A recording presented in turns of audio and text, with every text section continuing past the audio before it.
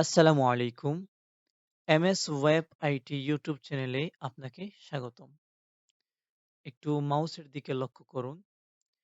এই জায়গায় ১০০ লিখা আছে এবং এই জায়গায় ১০ লিখা আছে। এখন আমি চাচ্ছি এই ১০০ কে ১০ দ্বারা গুণ করব এবং সেই গুণফলটি এই জায়গায় বাহির করব। এখন কিভাবে গুণ করব? তো আমি যদি গুণ করতে চাই সেক্ষেত্রে ১ম এ কিবোর্ড থেকে ইকুয়াল লিখতে হবে। তারপর এই ১০০ এর সেল নাম্বার লিখতে হবে।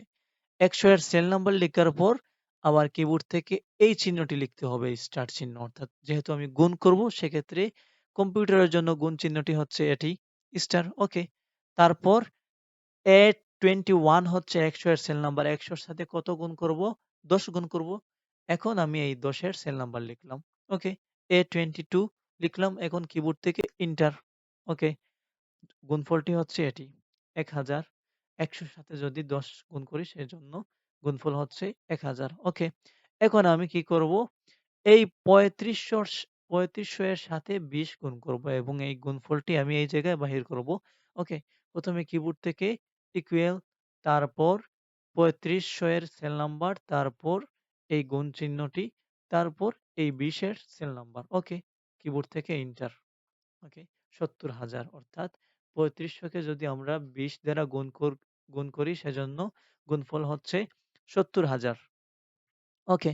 এখন কি করব? এখন আমি কি করব? এখন এই সেলে এই ২০০ এবং ১৫ এর গুণফল বাহির করব এই সেলে। ওকে। এখন ১ম এ ইকুয়াল লিখলাম। ইকুয়াল লিখার পর আমি কি করব? ২০০ এর সেল নাম্বার লিখব, তারপর গুণ চিহ্ন দেব, তারপর ১৫ লিখব। তারপর কিবোর্ড থেকে যদি এন্টার দেই তাহলে গুণফলটি চলে আসছে। ওকে, এখন আমি কি করব? এই জায়গায় এই ১৫০০ এর সাথে ৫০০ গুণ করব এবং গুণফলটি এই জায়গায় বাহির করব। সেক্ষেত্রে আমি কি করব? এইভাবে যদি সিরিয়ালে লিখা থাকে সেজন্য আপনি কি করবেন? এই যে গুণফলটি আছে, এই ছোট্ট অপশনে ক্লিক করবেন। ক্লিক করে ধরে রেখে নিচের দিকে যদি টানেন তাহলেই অটো আপনার গুণফলটি চলে আসবে। তো এইভাবে আপনি গুণফল বাহির করতে পারবেন। আজকের ক্লাসটি কেমন লাগলো কমেন্টে জানাবেন এবং পরবর্তী ভিডিওগুলো দেখতে এই চ্যানেলটিকে ঘুরে আসবেন এবং সাবস্ক্রাইব করবেন। আসসালামু আলাইকুম।